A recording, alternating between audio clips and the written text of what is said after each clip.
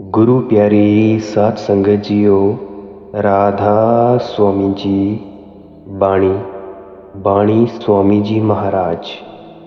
आज के सत्संग के वचन।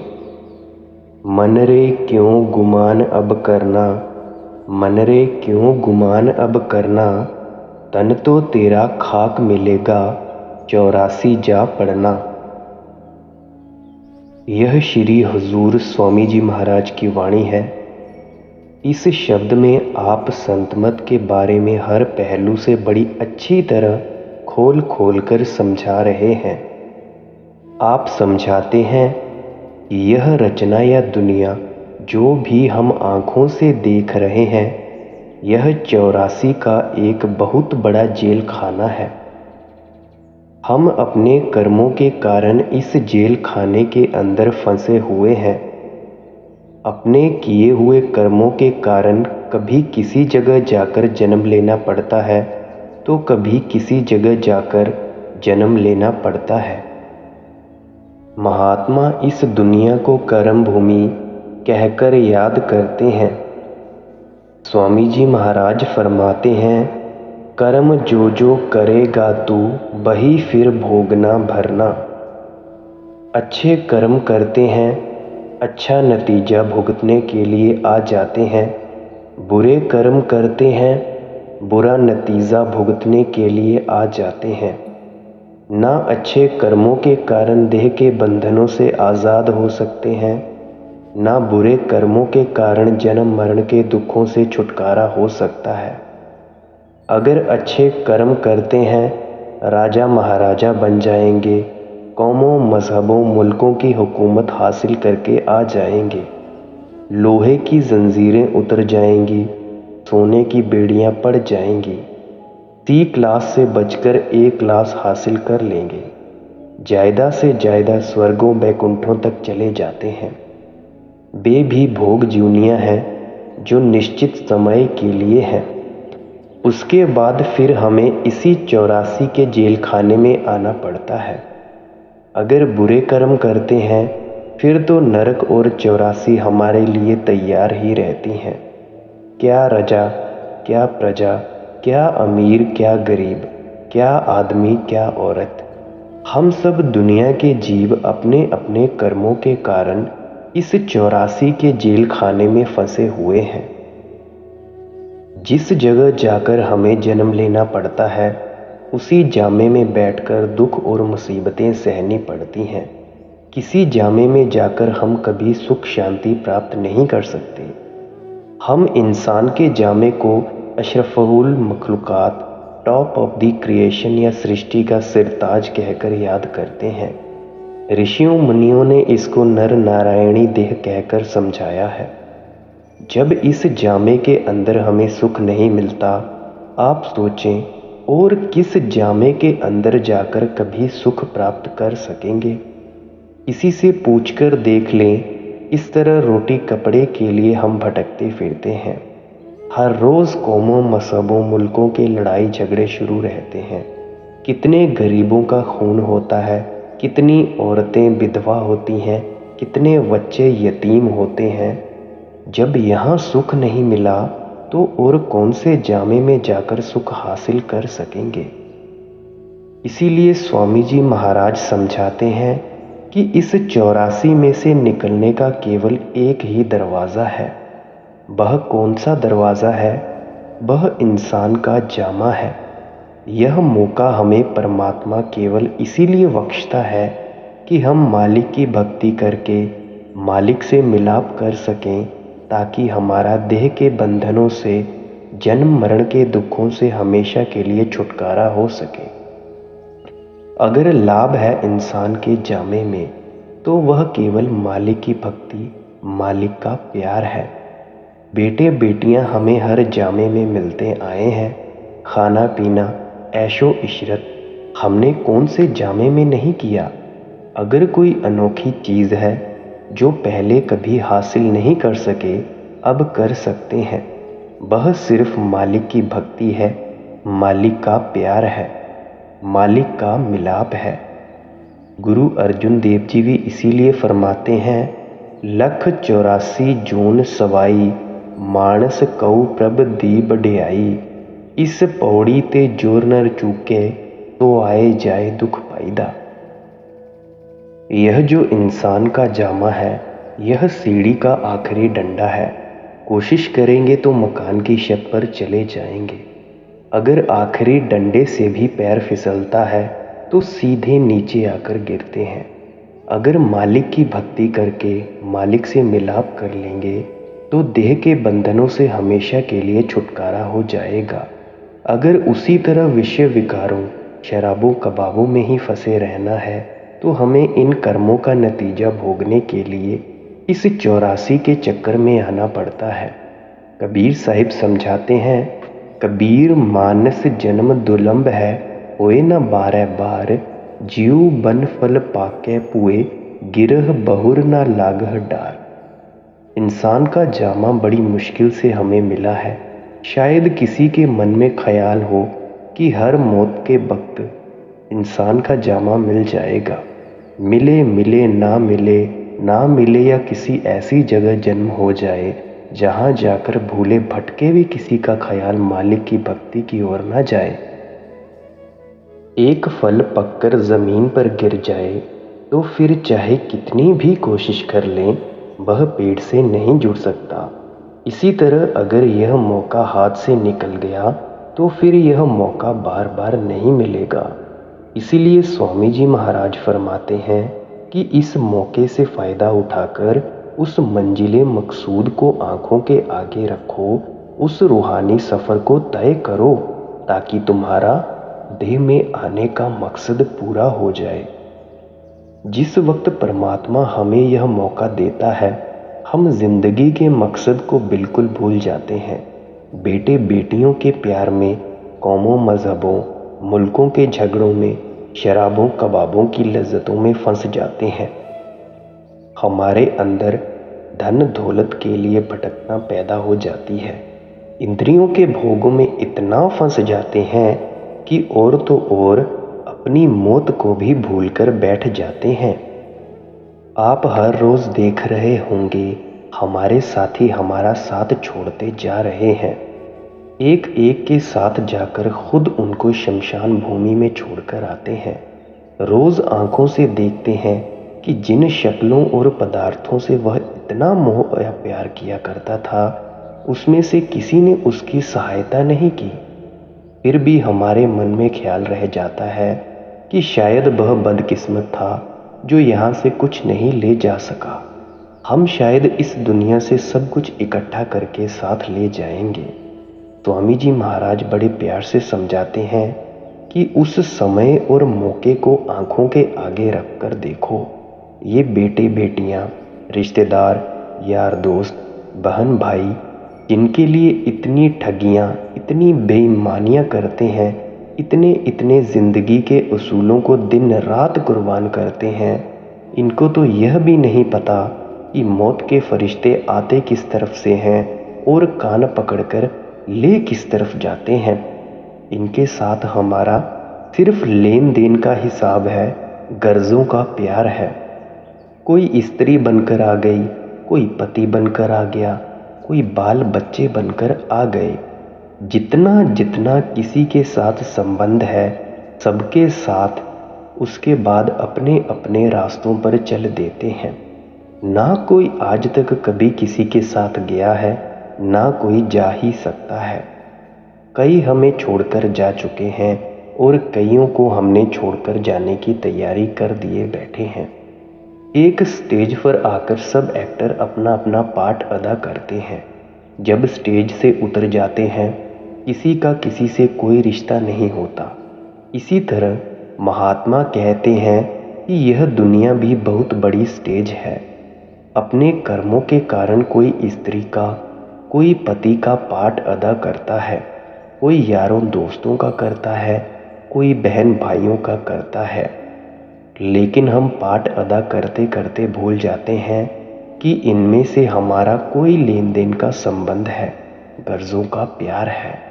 हम इनको अपना समझकर अपना बनाने की कोशिश में लग जाते हैं।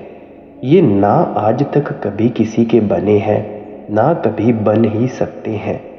लेकिन इनको अपना बनाते हुए जो इनसे मोह पैदा हो जाता है, वह हर एक को बार बार देह के बंधनों की तरफ खींच खींच कर ले आता है। इसीलिए महात्मा कहते हैं कि जिनके लिए तुम भटकते और तड़पते हो, इनमें से कोई तुम्हारी मदद नहीं करेगा। आप सोचें, जितना भी हमारा दुनिया से संबंध है, हमारे शरीर के कारण है। जब तक शरीर में बैठे हैं, हमें सब कुछ अपना नज़र आता है और हम हर एक को अपना बनाने की कोशिश में लगे रहते हैं। जब शरीर का साथ छूट जाता है, हम हर एक से अलग हो जाते हैं। क्या यह शरीर अपना है? यह तो काल का पिंजरा है, किराए का मकान है, पराया मकान है। किसी को 50-60 साल के लिए मिला है, किसी को 70-80 साल के लिए मिला है। जितने जितने सांस मालिक ने बख्शे हैं, उन्हें भोगने के बाद हर एक ने देह को यहीं छोड़ जाना है। कोई अग्नि के सुपुर्द करके चला जाता है, तो कोई मिट्टी में दबाकर चला जाता है। जब देह ही हमारा साथ नहीं देती, आप सोचें इस दुनिया में और कौन सी चीज़ हमारा साथ देगी। इसीलिए गुरु नानक साहिब जी ने कहा था, मात पिता माइया देह से रोगी रोगी कुटुंब संजोगी। हम पर अगर किसी का सबसे ज़्यादा एहसान है तो हमारे माता पिता का है। वे केवल हमें जन्म ही नहीं देते, बल्कि हमारी परवरिश भी करते हैं। देख लें, वे हमारी परवरिश के लिए कितने कितने दुख और मुसीबतें उठाते हैं और कितने ही लोगों के ताने सहते हैं। लेकिन गुरु नानक देव जी कहते हैं कि इनसे भी हमारा लेन देन का संबंध है, गर्जों का प्यार है। वे भी हमारी कोई सहायता नहीं कर सकते। यह जो दुनिया की धन दौलत है, इसने भी साथ छोड़ जाना है। ये जो रजिस्ट्रियाँ, बैंक बैलेंस हमारे नाम है, पिछले कागज़ टटोल कर देखें, हमारे बुजुर्गों के नाम थे। जब हमने इनको उनके नाम नहीं रहने दिया, हमारे बच्चे ये चीज़ें हमारे नाम कब रहने देंगे? यह भी यहीं की यहीं पड़ जाएंगी। हमारा शरीर भी रोगी है, यह भी नष्ट हो जाएगा, फना हो जाएगा। गुरु नानक साहिब आशा की बार में समझाते हैं, कूड़ कूड़े न लगा बिसरिया करतार, इस नल कीजै दोस्ती सब जग चलन हार। हमारा शरीर भी कूड़ है, यह भी नष्ट हो जाएगा। इसके अंदर बैठकर जिस दुनिया से और जिसके पदार्थों से प्यार किए बैठे हैं, इस रचना और उसके पदार्थों को भी नष्ट हो जाना है। गुरु साहिब कहते हैं कि यह कूड़ हमेशा कूड़ के मोह या प्यार में फंसा रहता है, उस परमात्मा को भूल चुका है। इसीलिए कहते हैं कि दुनिया में कोई चीज़ तुम्हारी भक्ति, मोहब्बत और प्यार के काबिल नहीं है। हर एक को तुम्हारा साथ छोड़ देना है। हम परमात्मा को भूले हुए हैं, इन शक्लों और पदार्थों को अपना बनाने में दिन रात लगे हुए हैं। आंखों से देखते हैं कि यह हमारा साथ छोड़ते जा रहे हैं, फिर भी इनके मुंह में से ख्याल नहीं निकलता। इसीलिए स्वामी जी महाराज फिर से समझाते हैं कि कभी उस समय को अपनी आंखों के आगे रखकर देखो कि उस समय कौन तुम्हारी सहायता या मदद करता है। हमने उस समय के बारे में तो कभी सोचा नहीं। हम तो सारा दिन देह के अहंकार में ही फंसे रहते हैं। हमने कभी ठंडे दिल से सोचने की कोशिश ही नहीं की कि हम शरीर में बैठकर अहंकार किस चीज़ का करते हैं। हमें जवानी का अहंकार है क्या? कभी किसी ने बुढ़ापे को हमने नहीं देखा क्या? हमें कभी उस बुढ़ापे में नहीं जाना पड़ेगा क्या? हमें खूबसूरती और सुंदरता का मान है? कभी बीमारों की शक्लें हमने अस्पतालों में जाकर नहीं देखी? चेचक निकल आए, पीलिया हो जाए, अपनी शक्ल ही शीशे में देखनी मुश्किल हो जाती है। या हमें रुपये पैसे का अहंकार है? बड़े बड़े सेठ साहूकारों, राजा महात्माओं को कंगालों की तरह सड़कों पर भटकते देखा है। या हमें हुकूमत का नशा है? बड़े बड़े लीडरों को लोगों की गोलियों का शिकार बनना पड़ा। आप देखें शहंशाह ईरान को, जो कि इतने बड़े मुल्क पर राज करता था, उसने अपनी कब्र के लिए जगह मिलनी मुश्किल हो गई थी। महात्मा कहते हैं, हम देह में बैठकर अहंकार किस चीज़ का करते हैं, गुरूर किस चीज़ का करते हैं। स्वामी जी महाराज कहते हैं, मन रे क्यों गुमान अब करना, तन तो तेरा खाक मिलेगा 84 जा पढ़ना। तुम कौन सी चीज़ का अहंकार करते हो, शरीर का? इसे तो अग्नि के सुपुर्द होकर, मिट्टी के सुपुर्द होकर खाक हो जाना है। तुम्हें धर्मराज के सामने पेश किया जाएगा। वह तुम्हारी इच्छाओं और तृष्णाओं के अनुसार जहाँ ठीक समझेगा वहाँ जन्म दे देगा। एक देह के बंधनों से बड़ी मुश्किल से रोते पीटते तुम्हारा छुटकारा होता है। दूसरा शरीर पहले ही तैयार खड़ा कर दिया जाता है, उसमें हम बाद में आते हैं। मौत पहले ही आंखों के आगे खड़ी हो जाती है। 10 नंबरियों की तरह हथकड़ी लगी ही रहती है, जिसके कचहरी से रोज वारंट ही निकलते रहें, जो हमेशा धर्मराज के सामने ही पेश होता रहे। आप सोचें, वह अहंकार किस चीज़ का कर सकता है, गुरूर किस चीज़ का कर सकता है। इतिहास पढ़कर देखें, बड़े बड़े राजा महाराजा, बड़े बड़े शहंशाह, बड़े बड़े डिक्टेटर, तानाशाह, जिनसे दुनिया थर थर कांपती थी, आज उनकी हस्ती है कहाँ। उनकी कब्रों को हम ठोकरें मार मार कर गुजरते हैं। उनकी हड्डियां हमारे पैरों के नीचे आकर खराब हो रही हैं। उनकी मिट्टी हमारी आंखों को अंधा कर रही है। क्या हम उस समय और वक्त को बिल्कुल भूल चुके हैं, जब हमारी भी कब्रों को लोग इसी तरह ठोकरें मारेंगे, हमारी भी हड्डियां लोगों के पैरों के नीचे आकर खराब होंगी, हम भी मिट्टी में मिट्टी मिल जाएंगे और इसी में समाकर लोगों की आंखों को अंधा करेंगे। हम सोच लेते हैं कि मौत तो शायद लोगों के लिए है, हमारे लिए ऐशो इशरत, शराबों कबाबों की लज्जतें हैं। कबीर साहिब जी कहते हैं, माटी कहे कुम्हार को तू क्या रोंदे मोह, एक दिन ऐसा आएगा मैं रोंदूंगी तोह। कुम्हार मिट्टी को गूंथ गूंथ कर उसके बर्तन बनाता है, लेकिन मिट्टी कहती है कि अभी उस समय को भी आंखों के आगे रखकर देख, जब मैं भी तुझे अपने अंदर गूंथ गूंथ कर मिट्टी ही बना लूंगी। आप कहते हैं, लकड़ी कह लुहार सो तू मती जा रे मोह, एक दिन ऐसा होएगा मैं जारूंगी तोह। लुहार लकड़ी को जला जला कर उसके कोयले बनाता है, लेकिन लकड़ी लुहार से कहती है कि कभी तूने उस वक्त के बारे में भी सोचा है जब मैं इसी तरह तेरे कोयले बना दूंगी। गुरु नानक देव जी फरमाते हैं, तंदै तावत जग वाद्या ना बूझे विचार, जम्मण मरण विसारिया मनमुख मुग्ध गवार। हम सब दुनिया के जीव कितने मनमुख हैं, मुग्ध और गवार हैं कि अपना जन्म मरण बिल्कुल भूले बैठे हैं।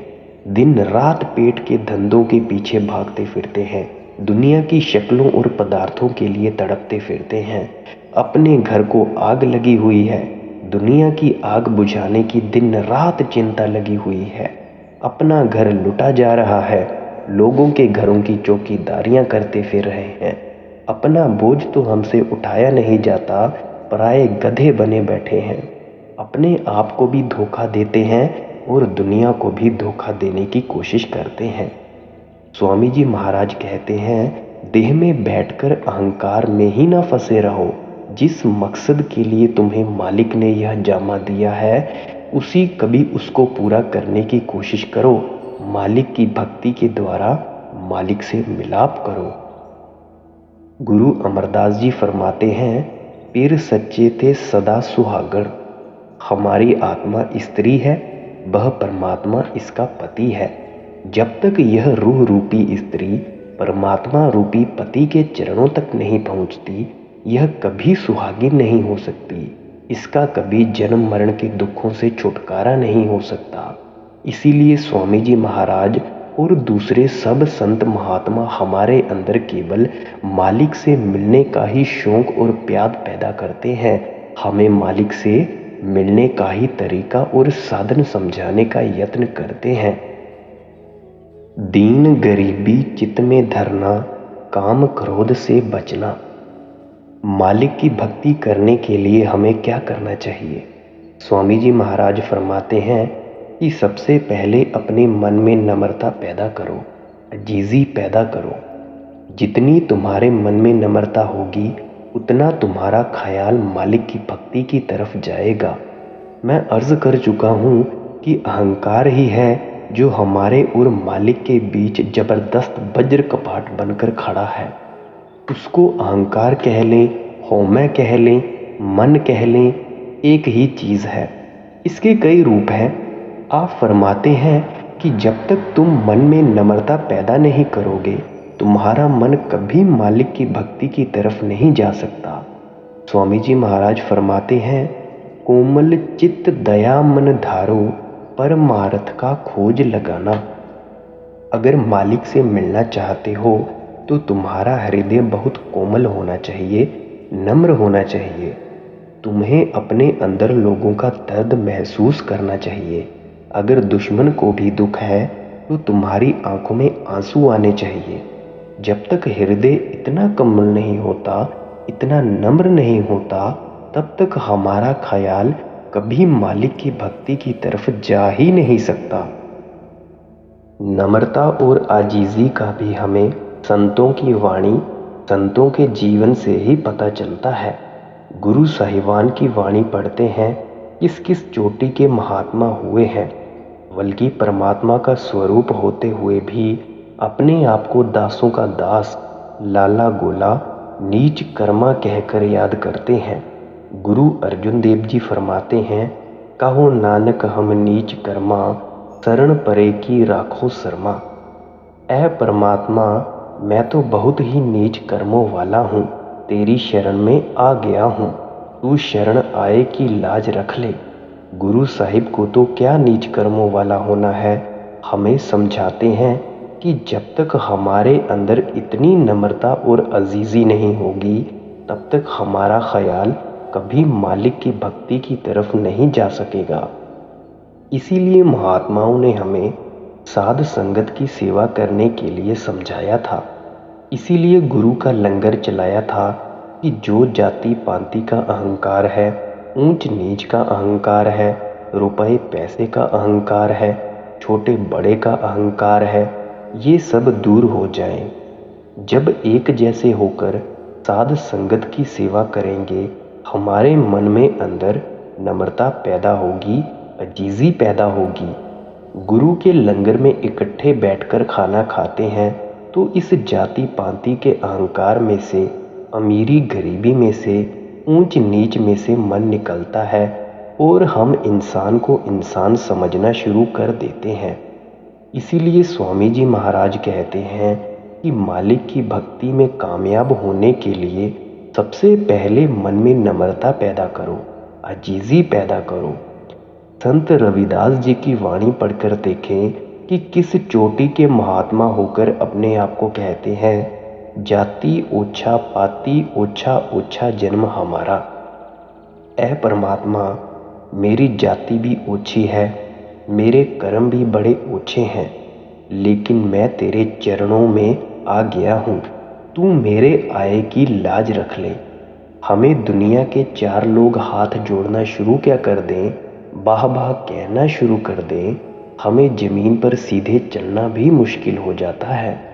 हमारे अंदर कितना अहंकार आ जाता है, मान बढ़ाई आ जाती है।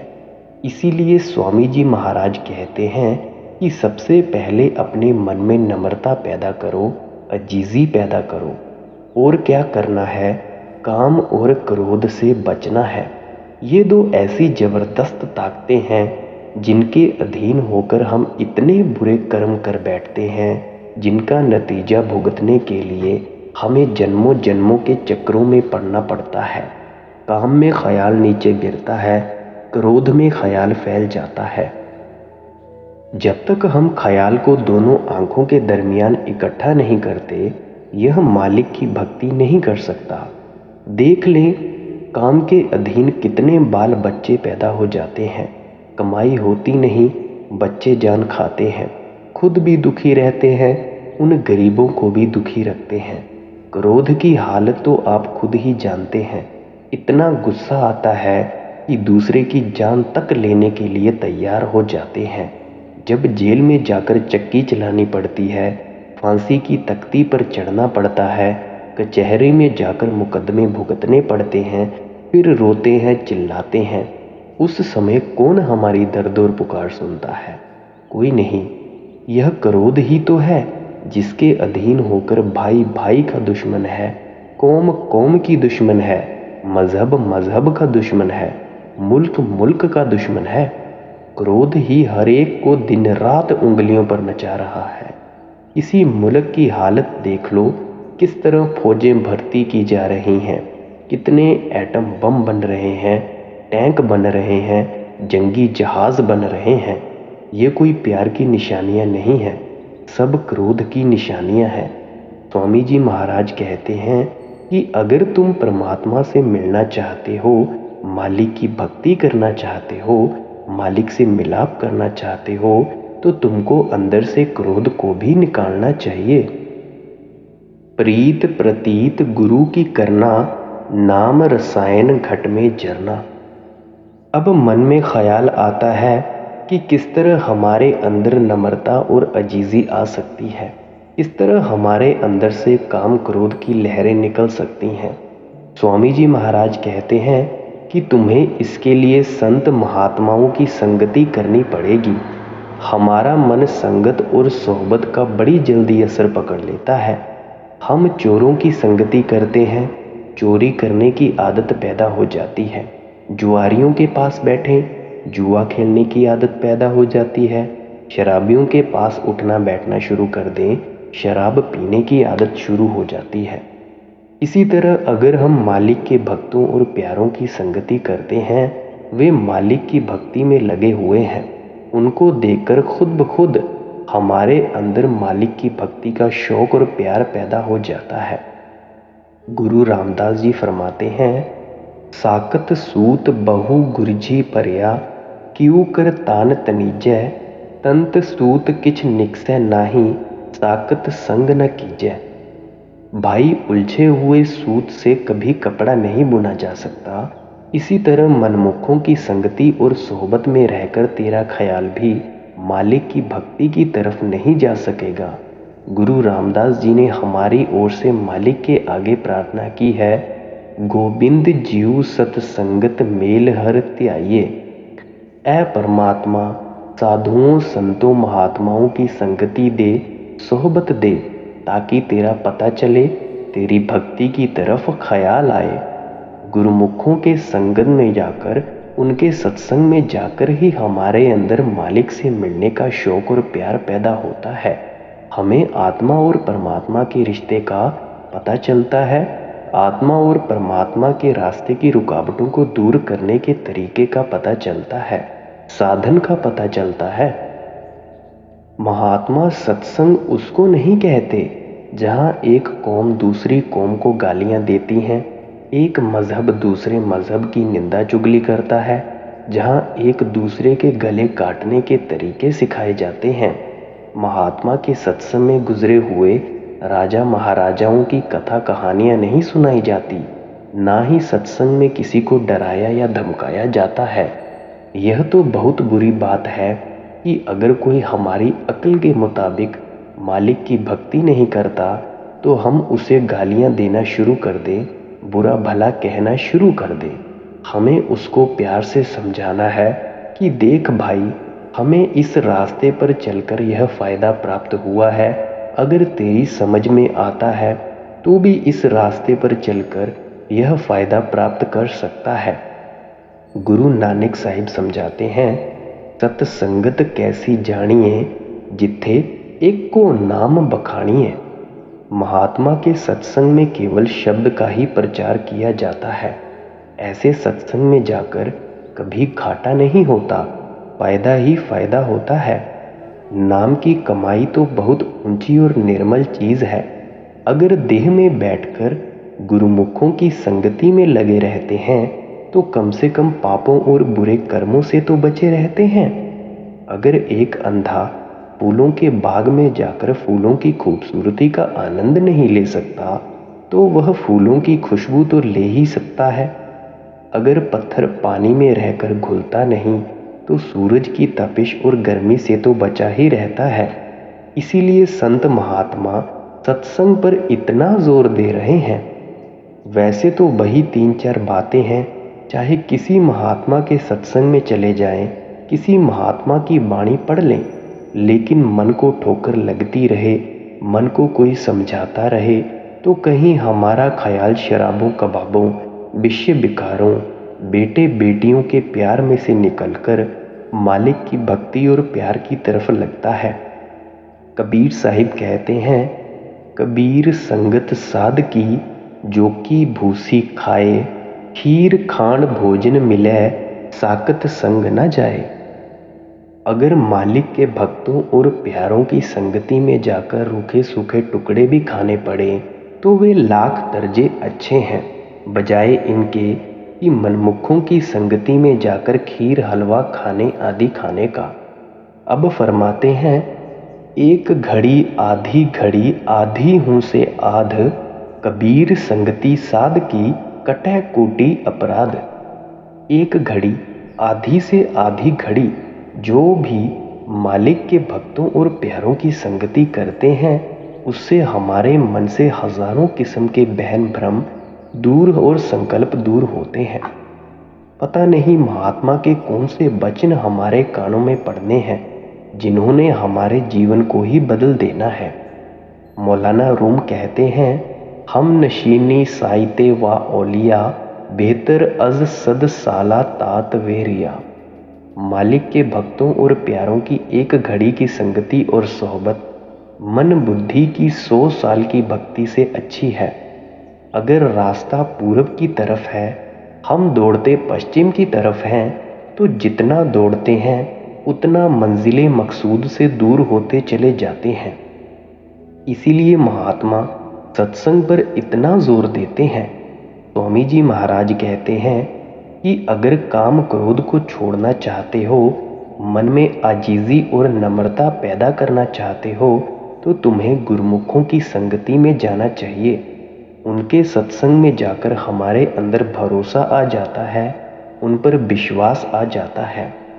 वे मालिक की भक्ति करने का ऐसा तरीका और साधन समझा देते हैं जिसके जरिए हमारा दुनिया में से मोह या प्यार निकल जाता है, मालिक से प्यार पैदा हो जाता है, हमारे अंदर नम्रता आ जाती है, आजीजी और प्यार आ जाता है, हमारे अंदर से काम भी निकल जाता है, क्रोध भी निकल जाता है, लोभ मोह और अहंकार भी निकल जाता है, हमारी रूह और मन की गांठ खुल जाती है, हम अपने आप को पहचानने के काबिल बन जाते हैं, हमारी आत्मा निर्मल या पवित्र हो जाती है और मालिक से मिलने के काबिल हो जाती है। वे गुरुमुख हमें मालिक की भक्ति करने का क्या तरीका बताते हैं। सबसे पहले वे समझाते हैं कि जिस परमात्मा से हम मिलना चाहते हैं वह परमात्मा कहीं बाहर नहीं है, वह हमारी देह या वजूद के अंदर ही है। जिसको मिला है अपने अंदर ही मिला है, जिसको भी कभी मिलेगा अपने अंदर ही मिलेगा। हमारा रूहानी सफ़र पैरों के तलवों से लेकर सिर की चोटी तक है। इस सफ़र की 2 मंजिलें हैं, एक आँखों तक है और दूसरी आँखों से ऊपर। आँखों तक हमें अपने ख्याल को सिमरन और ध्यान के जरिए इकट्ठा करना है। इससे ऊपर हमें ख्याल को शब्द के साथ जोड़कर ले जाना है। हमारे शरीर के अंदर जो रूह और मन की जगह है उसको गुरु नानक साहिब ने घर दर कहा है, 10वां कहा है, मुक्ति का दरवाज़ा कहा है या तिल कहा है। ऋषियों मुनियों ने शिव नेत्र कहा है, स्वामी जी ने 10वीं खिड़की कहकर याद किया है और किसी ने तीसरी आंख कहकर समझाया है। वह जगह हम सबकी आंखों के पीछे और दरमियान है।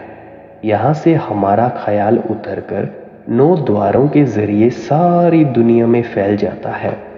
यहाँ बैठे कभी बाल बच्चों का ख्याल आता है, कभी घर के कारोबार का ख्याल आता है, कभी दुकान के ग्राहकों का ख्याल आता है। मन कभी किसी का टिककर नहीं बैठता। हम किसी न किसी चीज़ को सोच विचार में लगे ही रहते हैं और यही सोच विचार सबसे बड़ा माया जाल है। यह जो हमारे मन को सारा दिन सोच और विचार करने की आदत पड़ी हुई है, इसको महात्मा सिमरन करना कहते हैं। सिमरन करने की हर एक को कुदरती आदत पैदा हो चुकी है। हम अपने आप को बड़े बड़े ताले लगाकर कितनी अंधेरी कोठरियों में क्यों न बंद कर दें, हम उस जगह नहीं होंगे। हमारा ख्याल सारी दुनिया के अंदर फैला हुआ होगा। जिसका भी हम सिमरन करते हैं उसकी शक्ल हमारी आंखों के आगे आ जाती है। बेटे बेटियों का सिमरन करते हैं, बेटे बेटियां आंखों के आगे आ जाएंगी। घर के कारोबार का सिमरन करते हैं, घर के कारोबार आंखों के आगे आ जाएंगे। इसको महात्मा ध्यान करना कहते हैं। जिसका भी कोई सिमरन करता है उसी का वह ध्यान करना शुरू कर देता है। जिनका हम सिमरन करते हैं, ध्यान करते हैं, उनसे हमारा मोह पैदा हो जाता है, प्यार पैदा हो जाता है। इतना उन शक्लों और पदार्थों से मोह या प्यार पैदा हो जाता है कि रात को सपने भी हमें उनके ही आते हैं। मौत के वक्त उन्हीं की शक्लें सिनेमा के स्क्रीन की तरह आंखों के आगे आकर खड़ी हो जाती हैं। जहां आदसा तहां वादसा। जिधर हमारा आखिरी वक्त ख्याल होता है, हम दुनिया के जीव उसी रो में बहना शुरू कर देते हैं। कौन सी चीज हमें बार बार देह के बंधनों में लाई? दुनिया का मोह या प्यार लाया। यह किसने पैदा किया? सिमरन और ध्यान ने पैदा किया। किन चीजों के सिमरन और ध्यान ने? इस रचना की शक्लों और पदार्थों के सिमरन और ध्यान ने, जिन्हें नष्ट हो जाना है। महात्मा कहते हैं कि सिमरन और ध्यान की तुम्हें कुदरती आदत पैदा हो चुकी है, इसीलिए मन की इस आदत से फायदा उठाओ।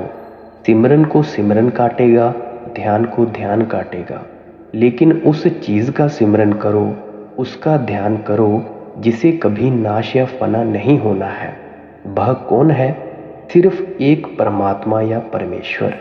गुरु अर्जुन देव जी कहते हैं, निश्चल एक आप अविनाशी, सो निश्चल जो तिसह त्यायदा।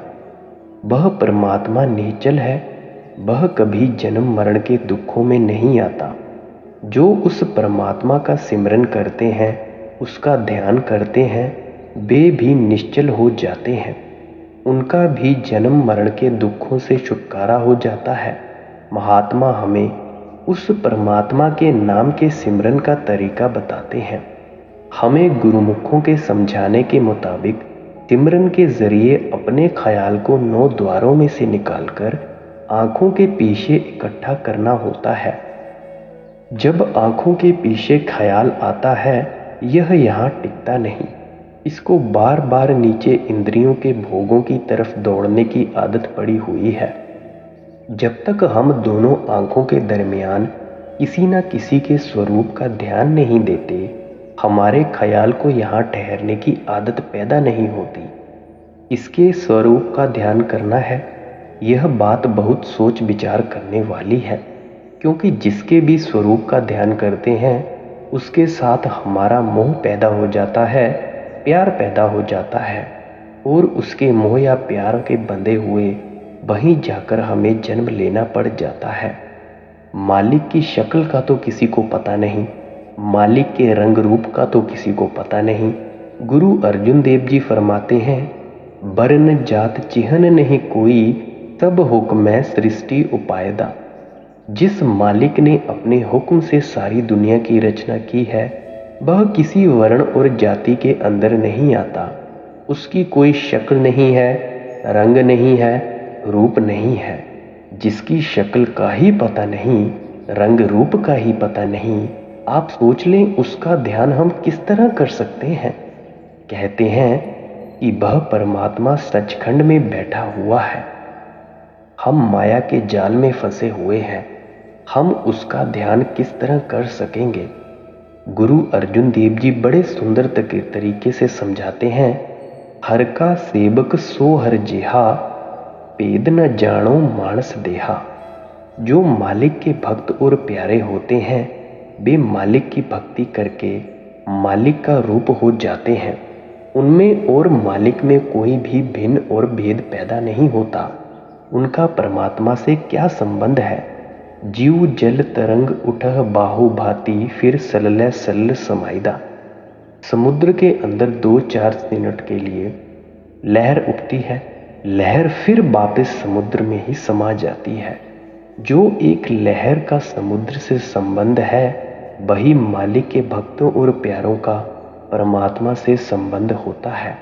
लहर कितनी ही ऊंची क्यों ना उठे, वह समुद्र का हिस्सा ही रहती है। लहर समुद्र से कभी अलग नहीं की जा सकती।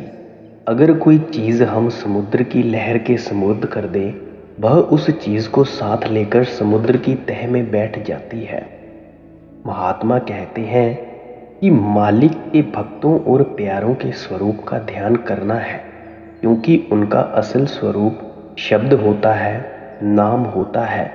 हमारा जो असली गुरु है या परमात्मा का जो स्वरूप है, वह भी शब्द है, वह भी नाम है। महात्मा कहते हैं कि गुरमूर्ति गुर शब्दु है। गुरुमुखों का जो असली स्वरूप है वह शब्द है, जिसके साथ वे हमारे ख्याल को जोड़ते हैं। गुरु नानक साहिब समझाते हैं, शब्द गुरु सुरत धुन चेला। वह शब्द हरेक का गुरु है। आत्मा उस शब्द की सेवक है। शरीर तो सेवक को भी यहीं छोड़ जाना है, गुरुमुखों को भी यही छोड़ जाना है। लेकिन जो सेवक गुरुमुखों के जरिए अपनी आत्मा को अंदर शब्द के साथ जोड़ लेते हैं, वह शब्द सेवक की आत्मा को कभी नहीं छोड़ता, सीधा जाकर परमात्मा में समा जाता है। इसीलिए हम उन गुरुमुखों के स्वरूप का ध्यान करते हैं। स्वामी जी महाराज कहते हैं, गुरु का ध्यान कर प्यारे, बिना इसके नहीं छुटना। यही गुरु अर्जुन देव जी भी कहते हैं, गुरु की मूरत मन में ध्यान।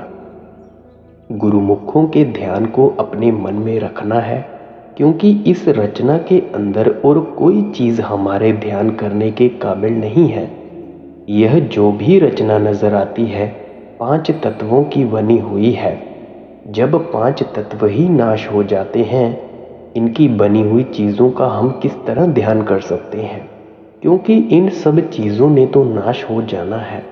गुरु नानक साहिब कहते हैं, रोगी सगल संसार, सारी दुनिया नाश हो जाएगी, लेकिन इसको पैदा करने वाली ताकत कभी नाश नहीं होगी।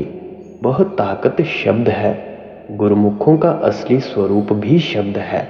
इसीलिए हम गुरुमुखों के स्वरूप का ध्यान करते हैं, जिसके जरिए हमारे ख्याल को आंखों के पीछे टिकने की आदत पड़ जाती है। जब आंखों के पीछे ख्याल ठहरता है, हमें खुद ब खुद अंदर समझ आ जाती है कि वह मीठी से मीठी, सुरीली से सुरीली आवाज़ जो मालिक से दरगाह से आ रही है, वह हरेक के अंदर धुनकारें दे रही है। गुरु प्यारी साध संगत जी, उस धुन को अनहद नाद भी कहा गया है। अगर आप अनहद के नाद के बारे में विस्तार पूर्वक जानना चाहते हैं, तो इसी चैनल के अंदर पुरानी वीडियोस को देखें। ये जो अनहद नाद है, चोरों के अंदर भी है, ठगों के अंदर भी है, साधुओं संतों महात्माओं के अंदर भी है। वहाँ किसी कौम का, मजहब का, मुल्क का कभी सवाल ही पैदा नहीं होता। कोई हिंदू होकर अंदर जाए, सिख या ईसाई होकर अंदर जाए, जो भाग्यशाली आंखों के पीछे ख्याल को इकट्ठा करता है, वह शब्द की धुनकार धुनों को सुनना शुरू कर देता है। वह शब्द की ज्योति या प्रकाश को देखना शुरू कर देता है। हम उस आवाज के जरिए घर का रुख कायम कर लेते हैं। उस प्रकाश के जरिए अंदर रूहानी सफर तय करना शुरू कर देते हैं। हरेक महात्मा की वाणी में जहाँ शब्द की धुनकार धुनों का जिक्र आता है, निर्मल नाद का जिक्र आता है, वहाँ शब्द की ज्योति और प्रकाश का भी जिक्र आता है। गुरु रामदास जी कहते हैं, राम नाम है ज्योत सवाई। वह राम नाम की ज्योति सबके अंदर जलती है। वह मुसलमानों के अंदर भी है, सिखों, ईसाइयों, हिंदुओं के अंदर भी है। वहाँ किसी कौम का, मजहब का, मुल्क का सवाल ही पैदा नहीं होता। गुरु नानक साहिब कहते हैं, अंतर जोत निरंतर बाणी, साचे साहिब सिउ लिवलाई। हम सबकी आंखों के पीछे ज्योति जलती है। उस ज्योति के अंदर मीठी और सुरीली वाणी की आवाज उठ रही है। कबीर साहिब फरमाते हैं, दीपक जरै अगम्य का, बिन बाती बिन तेल। यानी वह जो अगम की ज्योति है, बिना बत्ती और तेल के हरेक के अंदर जलती है। हम जितनी भी मंदिरों, मस्जिदों, गुरुद्वारों में ज्योतियां जलाते हैं, हरेक को बत्ती की ज़रूरत पड़ती है, तेल की ज़रूरत पड़ती है। बत्ती खत्म हो जाए, ज्योति बुझ जाएगी। तेल खत्म हो जाए, ज्योति बुझ जाएगी। लेकिन महात्मा उस ज्योति का जिक्र करते हैं जिसको आज तक कभी बत्ती की ज़रूरत नहीं पड़ी, तेल की ज़रूरत नहीं पड़ी। महात्मा बुद्ध ने उसको अखंड ज्योत कहकर याद किया है। वह ज्योत जो कभी नहीं बुझती, वह ज्योति हरेक की आंखों के पीछे जल रही है। जब तक हम अंदर उस ज्योति के दर्शन नहीं करते, हमारे अंदर से अज्ञानता का अंधेरा कभी दूर नहीं होता। शब्द की कमाई करके अपने अंदर से अज्ञानता के अंधेरे को दूर करना ही असली दिवाली मनाना है। दिवाली का मतलब ही अंदर की रोशनी, अंदर की ज्योति के दर्शन करना है।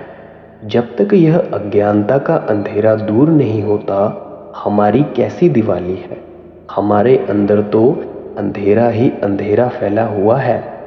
स्वामी जी महाराज प्यार से समझाते हैं कि 9 द्वारों में से ख्याल को निकालकर आंखों के पीछे इकट्ठा करो, फिर अपने ख्याल को शब्द के साथ जोड़ो, नाम के साथ जोड़ो। गुरु अमरदास जी फरमाते हैं, गुर ज्ञान अंजन सच नेत्री पाइया, अंतर चानन अज्ञान अंधेर गवाया। जब गुरुमुखों के ज्ञान पर चलकर तुम सच या शब्द का सुरमा अपनी आंखों के अंदर डालोगे, यानी गुरुमुखों के समझाने के मुताबिक अपने मन को आंखों के पीछे लगाकर शब्द के साथ जोड़ोगे, तुम्हें क्या फायदा होगा? तुम्हें यह फायदा होगा कि उस परमात्मा का नूर और प्रकाश नजर आएगा और तुम्हारे रास्ते से अज्ञानता का अंधेरा दूर हो जाएगा। उसका क्या फायदा है? ज्योति जोत मिली मन मान्या, हर दर शोभा पावणिया। जो मन आंखों के पीछे उतरकर इंद्रियों के भोगों का गुलाम बैठा था, वह उस प्रकाश को देखकर धुनकार धुनों को पकड़कर मान जाता है। क्या मान जाता है? वह वापिस त्रिकुटी अपने ठिकाने पर पहुंच जाता है।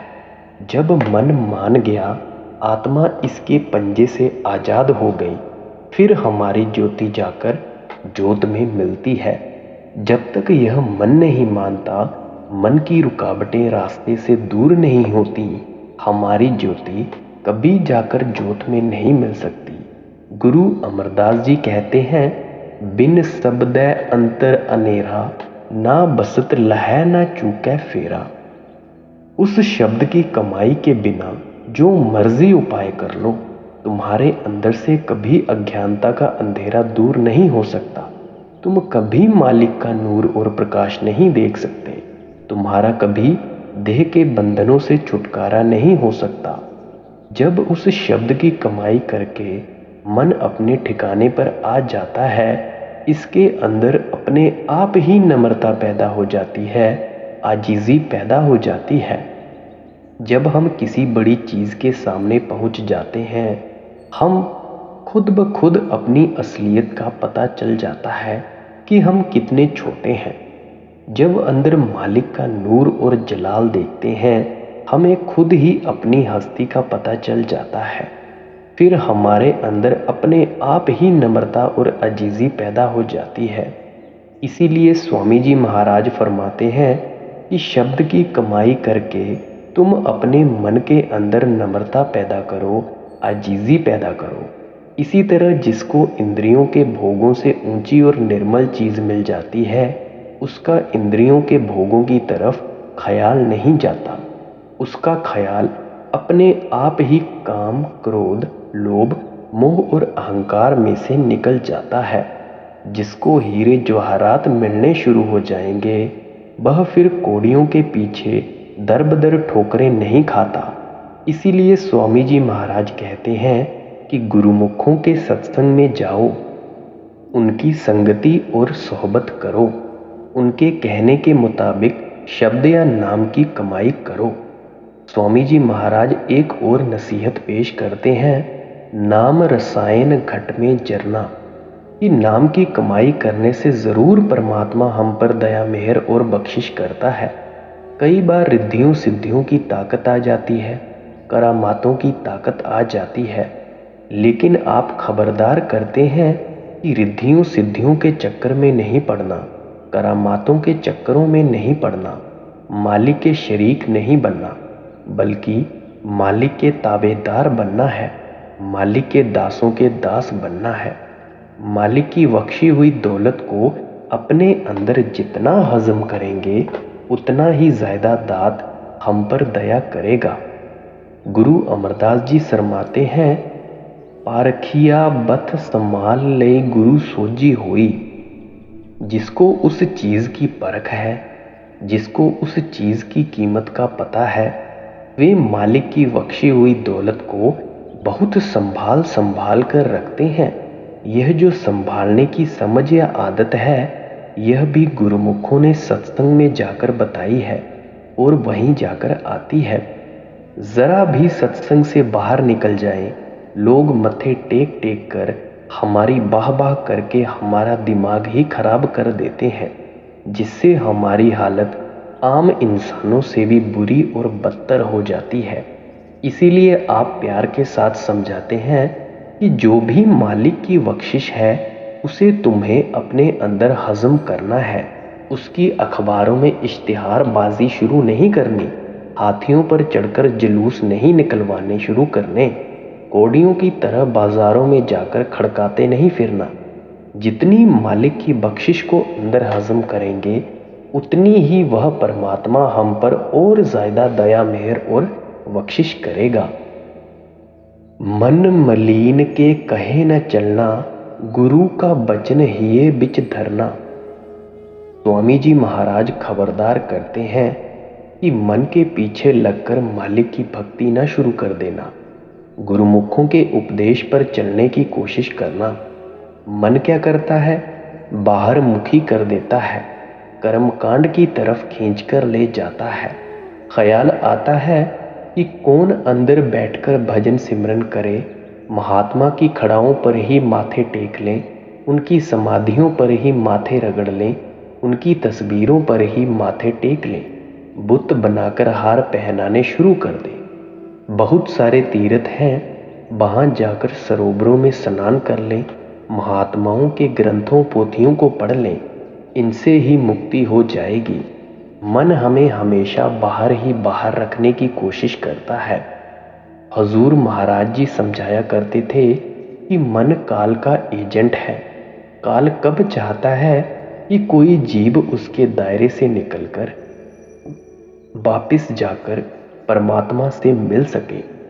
इसीलिए मन एक एक जीव के लिए पूरी पूरी लड़ाई करता है।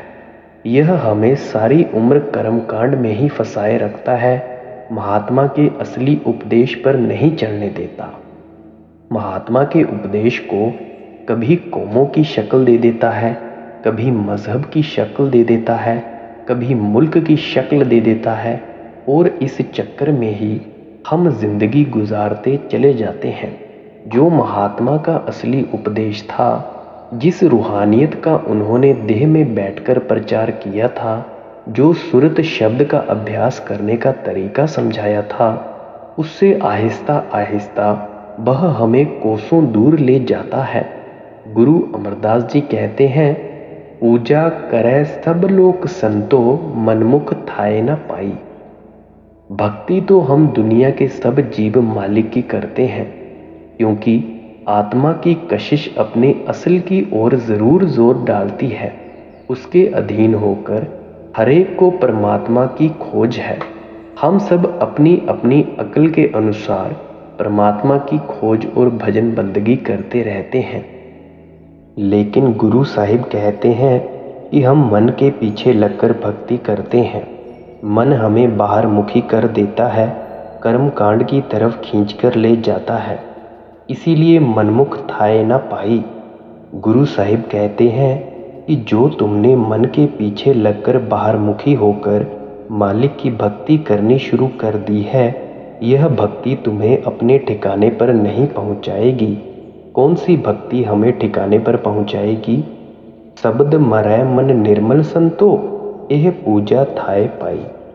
जब शब्द या नाम की कमाई करके हम मन को निर्मल कर लेंगे, यह परमात्मा की असली भक्ति है जो हमें अपने ठिकाने पर पहुंचाएगी।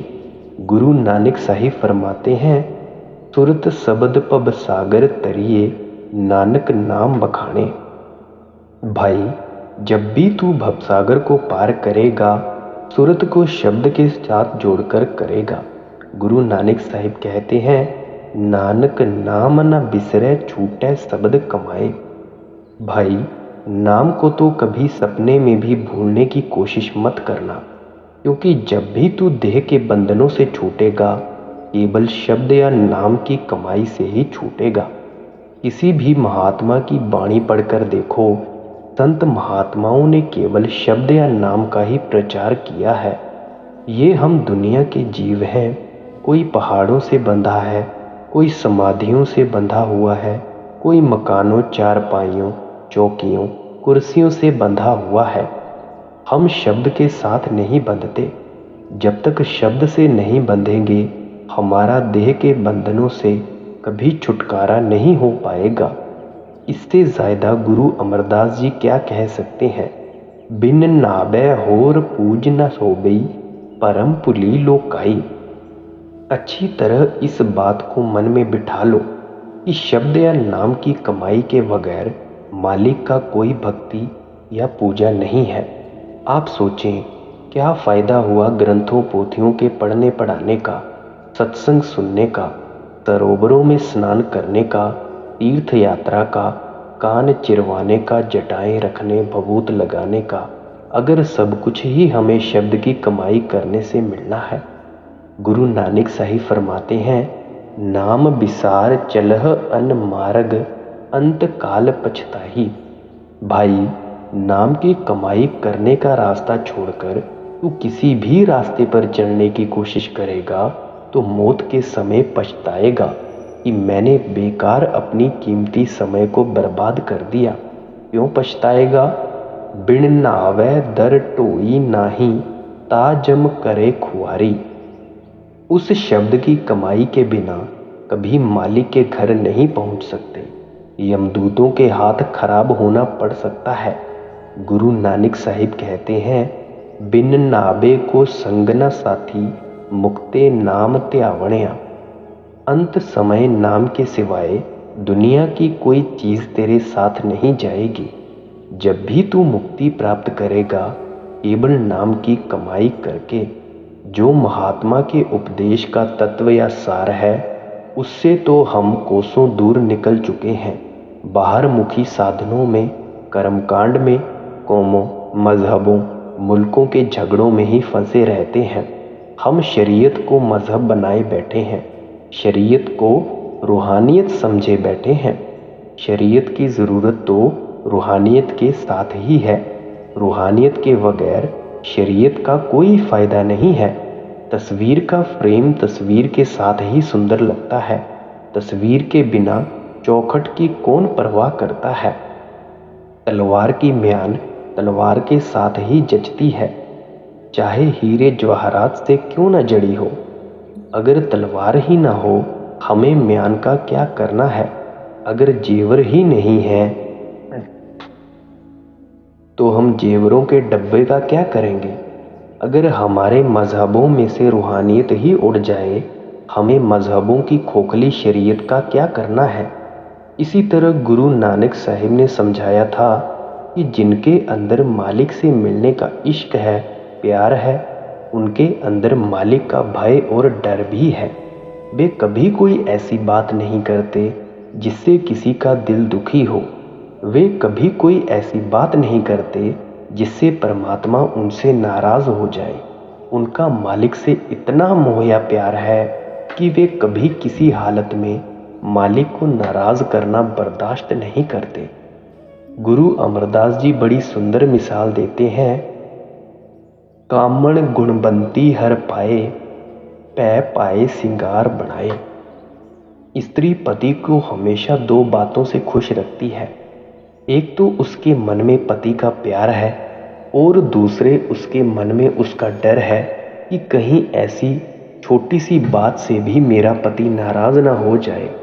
इसी तरह हमारी आत्मा को भी इन दोनों चीज़ों की ज़रूरत पड़ती है। एक हमारे अंदर मालिक से मिलने का इश्क होना चाहिए, प्यार होना चाहिए। दूसरे भय या डर होना चाहिए कि कहीं हम उनके बनाए हुए किसी जीव को दुखी ना कर बैठें, जिससे हमारा परमात्मा ही नाराज हो जाए। बल्कि हम इतना उनको खुश रखें कि उनको खुश देखकर हमारा परमात्मा अपने आप ही हम पर खुश हो जाए। इसीलिए यहाँ स्वामी जी महाराज कहते हैं कि मन के पीछे लगकर कहीं परमात्मा की भक्ति करना ही ना शुरू कर देना। मन तुम्हें कौमों, मजहबों, मुल्कों के झगड़ों में फंसा देगा, शराबों कबाबों की लज्जतों में फंसा देगा, बाहर मुखी साधनों में लगा देगा। तुम गुरुमुखों के उपदेश पर चलो, सुरत शब्द का अभ्यास करो, नाम की कमाई करो। यह मति मंद गहे नहीं सरना, लोभ बढ़ाए उदर को भरना। आप खबरदार करते हैं कि हमारा मन इतनी खोटी मति वाला है कि हमें गुरुमुखों के उपदेश पर नहीं चलने देता, उनकी शरण हासिल नहीं करने देता, उनके कहने के मुताबिक मालिक के भाड़े में रहकर शब्द या नाम की कमाई करने नहीं देता। गुरुमुखों की संगति में जाकर भी लोभ रूपी कुत्ता हमारे अंदर भौंकता ही रहता है।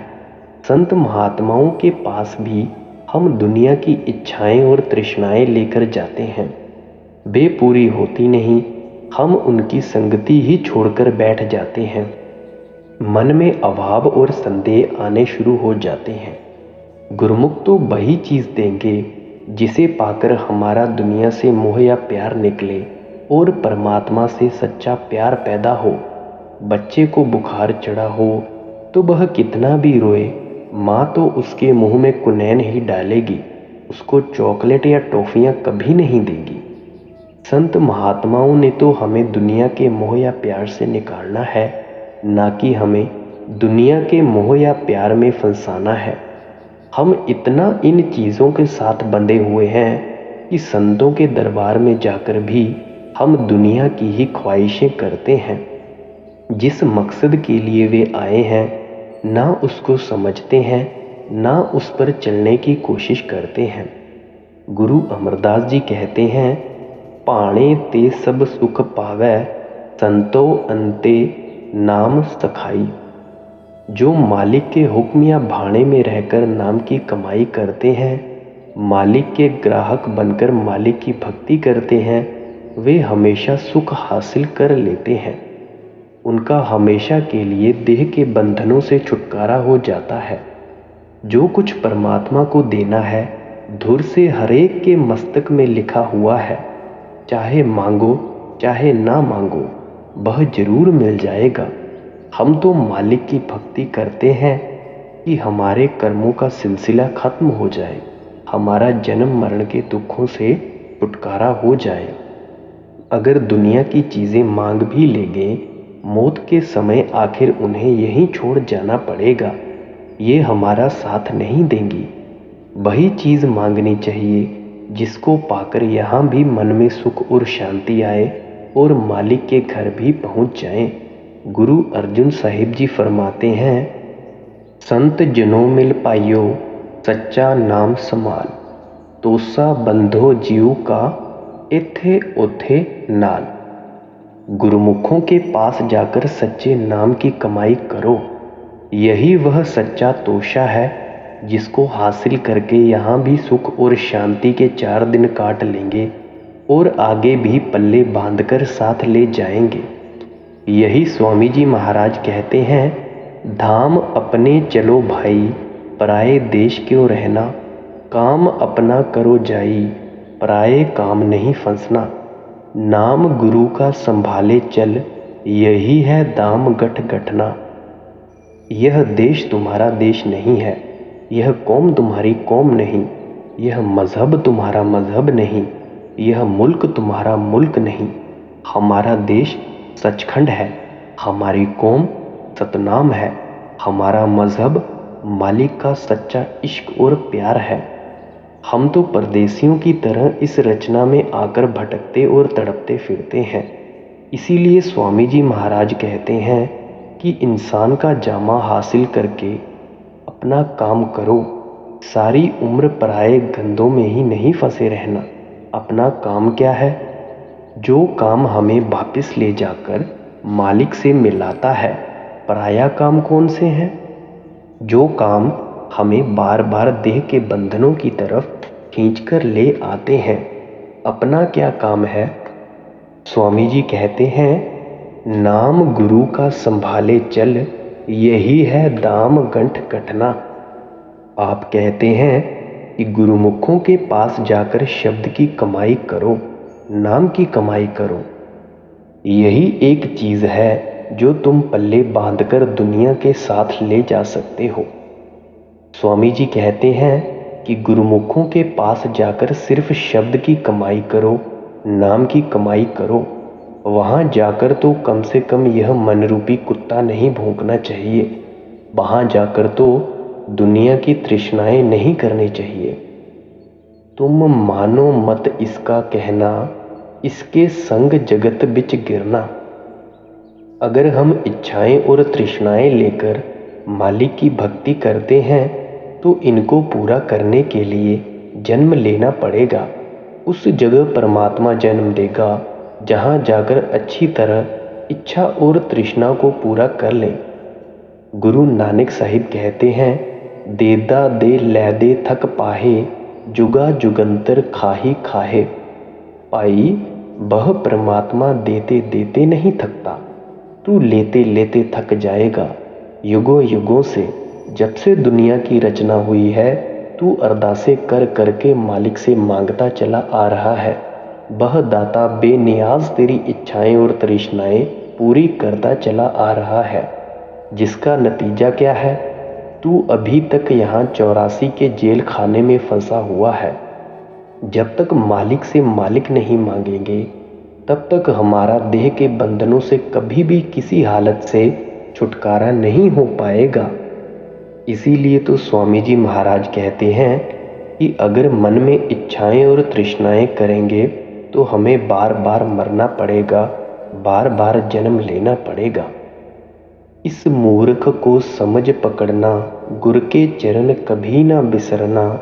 गुर का रूप नैन में धरना, तुरत शब्द से नभ पर चढ़ना। सब कुछ बयान करके आप फरमाते हैं कि सिमरन के जरिए 9 द्वारों से ख्याल को इकट्ठा समेटकर आंखों के पीछे टिकाने की आदत डालो। फिर तुम्हारा मन खुद ब खुद शब्द या नाम के साथ जुड़ जाएगा। फिर तुम शब्द को पकड़कर मंजिल दर मंजिल अपने घर वापस चले जाओगे। इस महात्मा की वाणी पढ़कर देखो, किसी भी महात्मा की पढ़ो।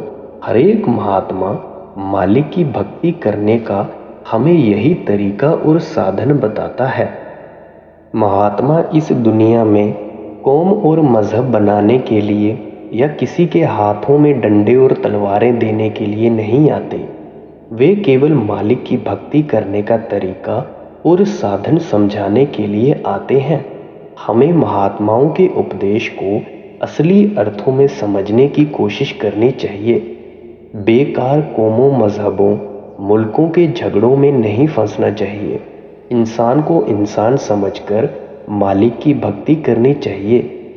इसीलिए स्वामी जी महाराज कहते हैं कि अगर आज तुम सिमरन और ध्यान के जरिए अंदर शब्द को पकड़ लोगे तो खुद ब खुद मन और माया के दायरे से पार हो जाओगे। तुम्हारा देह में आने का मकसद पूरा हो जाएगा। राधा स्वामी नाम सुमिरना, जो वह कहे चित्त में धरना। आपने हमें संतमत के बारे में, अपने उपदेश के बारे में हर पहलू से बड़ी अच्छी तरह खोलकर समझाया है। आखिर में आप यही नसीहत करते हैं कि मालिक के नाम को कभी न भुलाओ। उठते बैठते चलते फिरते अपनी लिव को हमेशा अंदर सच्चे शब्द के साथ जोड़कर रखना है, सच्चे नाम के साथ जोड़कर रखना है। गुरु नानक साहिब भी यही फरमाते हैं, नानक नाम न बिसरै छूटै शब्द कमाए। भाई, नाम को सभी सपने में भी मत भूलना, क्योंकि जब भी तू इस भवसागर से पार होगा, जन्म मरण के बंधनों से आज़ाद होगा, केवल शब्द या नाम की कमाई करके। हमें भी चाहिए कि आपके उपदेश से फ़ायदा उठाकर सुरत शब्द का अभ्यास करें, नाम की कमाई करें, ताकि हमारा देह में आने का मकसद पूरा हो सके और हम वापस जाकर मालिक से मिलाप कर सकें। गुरु प्यारी साध संगत जी, राधा स्वामी जी।